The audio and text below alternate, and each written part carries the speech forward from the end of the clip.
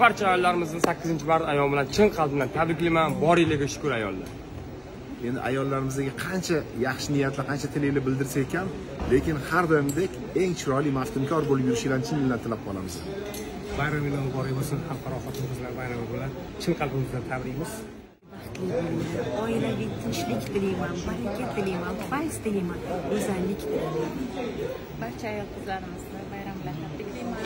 Har doim go'zal, hozir chiroyli bo'lib yursin.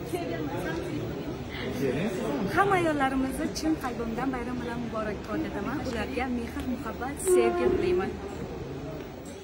Butun ayol qizlarimizni, go'zal opa-singillarimizni, samimiy, mehribon jonlarimizni, onajonlarimizni bayram bilan tabriklayman. Sizlarni yaxshi ko'ramiz. Tilla sovg'a qiling, armon bo'lmasin. Olib bergan sovg'angiz arzon bo'lmasin.